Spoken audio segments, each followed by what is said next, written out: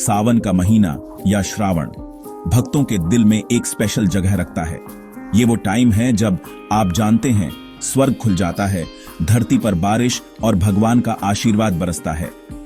ये time Lord Shiva को बहुत प्यारा है, वो महान साधु जो डिस्ट्रॉयर भी हैं और क्रिएटर भी। इस पवित्र महीने के सोमवार को फास्ट रखना, जिसे सावन सोमवार कहते हैं, वो बहुत श्रद्धा और आस्था वाला ट्रेडिशन है।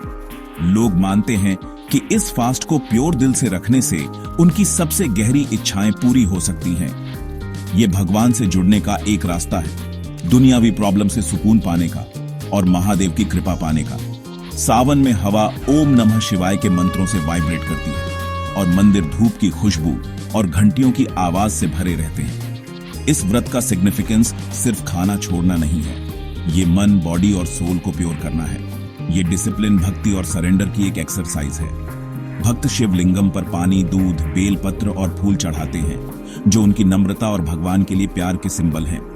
ये रिचुअल सिर्फ एक ट्रेडिशन से बढ़कर है, ये आस्था का एक गहरा एक्सप्रेशन है जो पीढ़ियों से चला आ रहा है।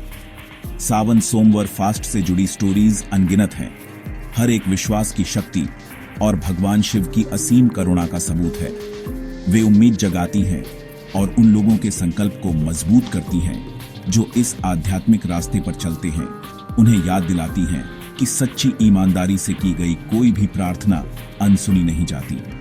ये पुरानी कहानियां आम आदमी के लिए एक स्पिरिचुअल गाइड का काम करती हैं। वे कॉम्प्लेक्स थियोलॉजिकल आइडियाज को रिलेटेबल ह्यूमन एक्सपीरियंस में आसान बनाती हैं। वे दिखाती हैं कि भगवान दूर के प्राणी नहीं हैं, बल्कि हर किसी के लिए सुलभ हैं, चाहे उनकी लाइफ में कोई भी सिचुएशन हो। सावन सोमवार फास्ट की कहानी इस सिद्धांत का एक सुंदर उदाहरण है। यह बताती है कि एक सरल, अटूट भक्ति कैसे सबसे बड़े देवताओं को भी प्रभावित कर सकती है।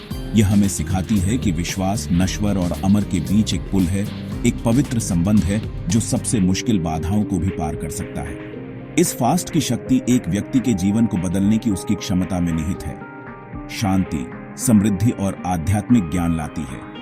ऐसी ही एक ऐसी कहानी जो भक्तों के साथ गहराई से जुड़ती है, एक अमीर व्यापारी की है। उसका जीवन सभी भौतिक सुख सुविधाओं से भरा हुआ एक महत्वपूर्ण खालीपन था।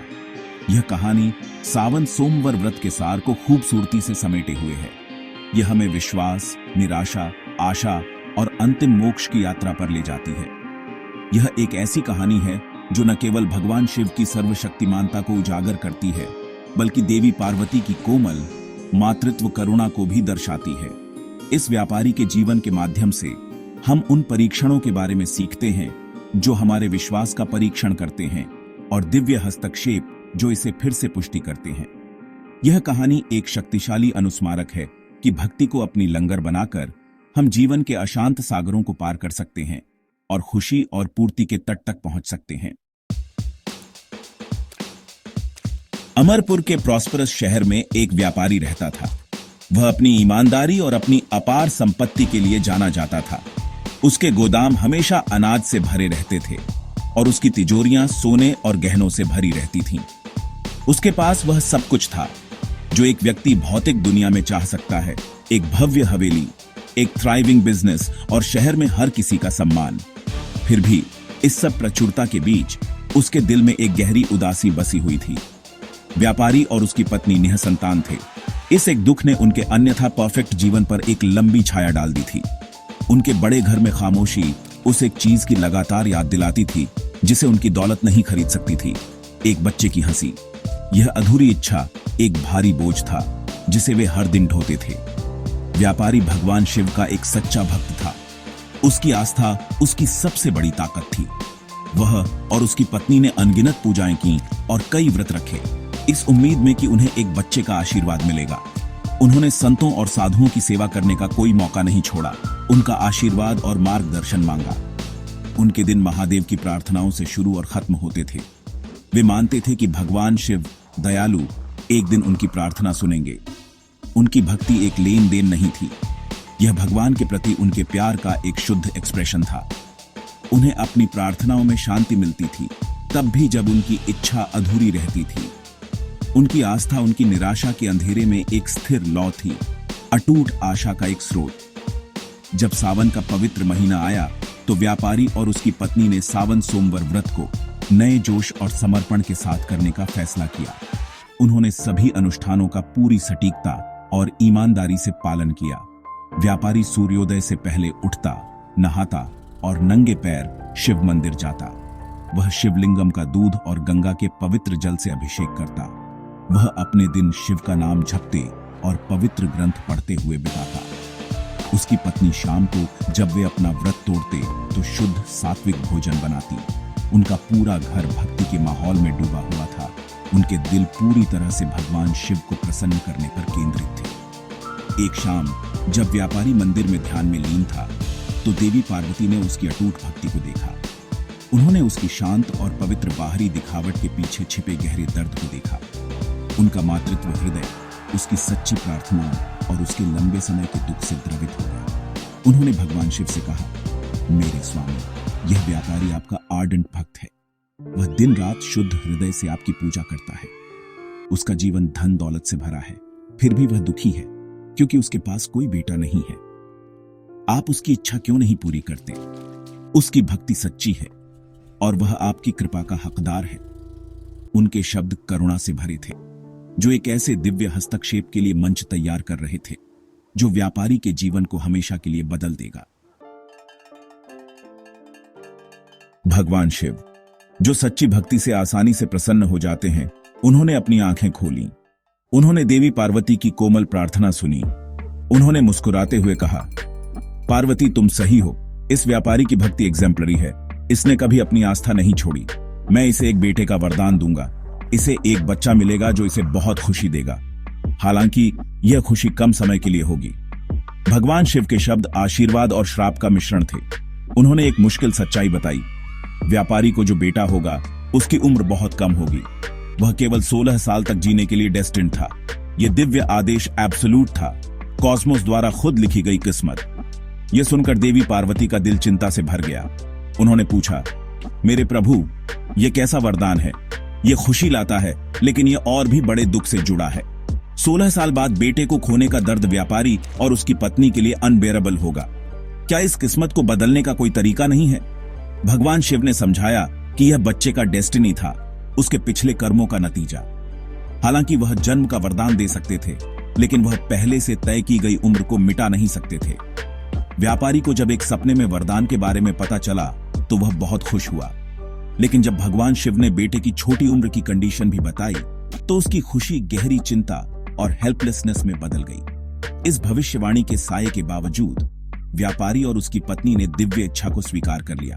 उन्होंने एक बेटे के होने की खुशी को चुना, भले ही वह सीमित समय के लिए हो, एक निसंतान जीवन की खालीपन पर। उन्होंने भगवान शिव के प्रति अपनी भक्ति और भी अधिक तीव्रता से जारी रखी, इस उम्मीद में कि उनकी प्रार्थनाएं एक दिन किस्मत के झटके को कम कर सकें। सही समय पर उन्हें एक सुंदर बेटा हुआ। उन्होंने उसका नाम अमर रखा। अमरपुर शहर ने उसके जन्म का जश्न मनाया। व्यापारी ने गरीबों और जरूरतमंदों में जेनरसली धन बांटा। उसका घर, जो कभी शांत था, अब उसके प्यारे बेटे की खुशियों भरी चीखों से गूंज रहा था। खुशी रियल थी, लेकिन भविष्य का डर हमेशा व्यापारी के दिल के एक कोने में बना रहता था। जैसे जैसे अमर बड़ा हुआ, वह अपने माता पिता के जीवन की रोशनी बन गया। वह बुद्धिमान, दयालु और हैंडसम था। व्यापारी ने सुनिश्चित किया कि उसके बेटे को सबसे अच्छी शिक्षा मिले और उसे मजबूत नैतिक मूल्यों के साथ पाला जाए। हालांकि उसने कभी अपनी पत्नी या किसी और को अमर की छोटी उम्र की भविष्यवाणी के बारे में नहीं बताया। वह इस भारी सीक्रेट को अकेले ढोता रहा। जब भी वह अपने बेटे को देखता तो उसका दिल दुखता। वह अक्सर अमर को खेलते हुए देखता और इमेंस प्यार और गहरे डर का मिश्रण महसूस करता। वह लगातार भगवान शिव से प्रार्थना करता था, धन या प्रसिद्धि के लिए नहीं, बल्कि अपने अनमोल बेटे की लंबी उम्र के लिए। यह सीक्रेट एंजाइटी उसका पर्सनल पेनेंस था, एक बोझ जिसे उसने शांत आस्था के साथ सहा। जब अमर 15 साल का हुआ, भविष्यवाणी में बताई गई उम्र के करीब, तो व्यापारी की चिंता असहनीय हो गई। वह जानता था कि उसे कुछ करना होगा, इसलिए उसने अमर को अपनी शिक्षा पूरी करने के लिए पवित्र शहर वाराणसी या काशी भेजने का फैसला किया। आप जानते हैं, काशी को भगवान शिव का शहर और सीखने का एक बड़ा केंद्र माना जाता था। व्यापारी को उम्मीद थी कि ऐसे पवित्र स्थान पर भगवान शिव के सीधे संरक्षण में रहने से शायद उसके बेटे की किस्मत बदल जाए। उसने अपने भरोसेमंद साले दीपचंद को अमर के साथ जाने के लिए बुलाया। व्यापारी ने दीपचंद को एक बड़ी रकम दी और उसे अमर के नाम पर यज्ञ और दान करने के लिए कहा, ताकि उसके बेटे के लिए अच्छा कर्म जमा हो सके। अमर और उसके मामा दीपचंद वाराणसी की अपनी लंबी यात्रा पर निकल पड़े। वे एक शहर से दूसरे शहर यात्रा करते रहे, व्यापारी के निर्देशानुसार अनुष्ठान करते रहे और जरूरतमंदों की मदद करते रहे। अपने रास्ते में वे एक ऐसे शहर में रुके जहां राजा अपनी सुंदर और गुणी बेटी की शादी का जश्न मना रहा था। अब राजकुमारी के लिए चुने गए दूल्हे को एक शारीरिक विकलांगता थी। वह एक आंख से अंधा था। दूल्हे के परिवार को चिंता थी कि अगर राजा को यह बात पता चली तो वह रिश्ता ठुकरा सकता है। जब उन्होंने हैंडसम और चार्मिंग अमर को देखा तो उन्होंने एक धोखेबाज प्लान बनाया। उन्होंने दीपचंद से पैसे और गिफ्ट का टेम्पटिंग ऑफर दिया। उन्होंने दीपचंद से अनुरोध किया कि अमर को सिर्फ शादी समारोह के लिए दूल्हा बनने दें। उन्होंने वादा किया कि अनुष्ठान पूरे होने के बाद अमर जा सकता है और असली दूल्हा उसकी जगह ले लेगा। दीपचंद शुरू में हिचकिचा रहा था, लेकिन वह उन्हें दी गई बड़ी रकम से प्रभावित हो गया, यह सोचकर कि इसका उपयोग अमर की लंबी उम्र के लिए और अधिक यज्ञों के लिए किया जा सकता है। अमर एक आज्ञाकारी भतीजा होने के नाते अपने मामा के फैसले से सहमत हो गया। उसे दूल्हे के कपड़े पहनाए गए और उसकी शादी राजकुमारी से कर दी गई। अमर एक ईमानदार नौजवान होने के नाते राजकुमारी को धोखा नहीं दे सका। जाने से पहले उसने राजकुमारी का दुपट्टा लिया और उस पर एक संदेश लिखा, मैं तुम्हारा पति नहीं हूं। तुम्हारी शादी मुझसे हुई है, लेकिन जिसके साथ तुम रहोगी वह एक आंख वाला आदमी है। मैं अपनी पढ़ाई के लिए काशी जा रहा हूं। राजकुमारी को संदेश मिला और वह धोखे से हैरान रह गई। उसने एक आंख वाले दूल्हे के साथ जाने से इनकार कर दिया और घोषणा की कि वह केवल अमर, जिस नौजवान से उसकी शादी हुई थी, को ही अपना सच्चा पति मानती है। उसने घोषणा की कि वह काशी से उसके लौटने का इंतजार करेगी। राजा अपनी बेटी के संकल्प और ईमानदारी से प्रभावित होकर उसके फैसले से सहमत हो गए। इस बीच अमर और दीपचंद काशी पहुंच गए। उन्हें इस बात का बिल्कुल भी पता नहीं था कि वे पीछे क्या उथल-पुथल छोड़ आए थे।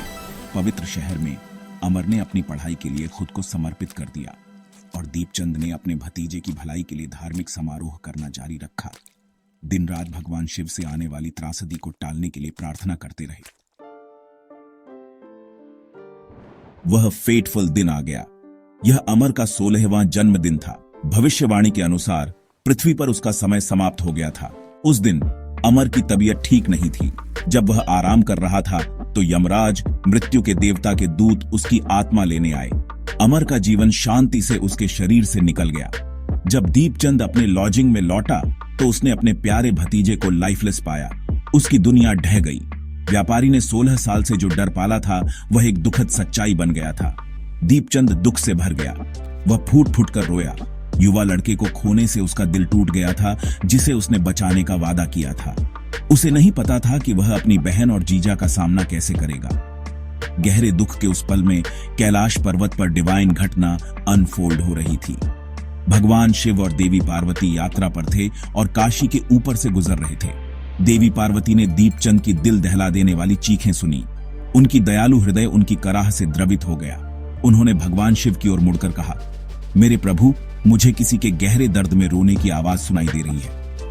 ऐसा लगता है कि एक मां ने अपना बेटा खो दिया है। चलो चलकर उनकी मदद करें। आप मृत्यु के विजेता हैं, महामृत्युंजय। निश्चित रूप से आप इस व्यक्ति के दुख को कम करने के लिए कुछ कर सकते हैं। उन्हें पृथ्वी पर दुख से गहरा संबंध महसूस हुआ। उनकी मां की इंस्टिंक्ट्स उन्हें हस्तक्षेप करने के लिए मजबूर कर रही थीं।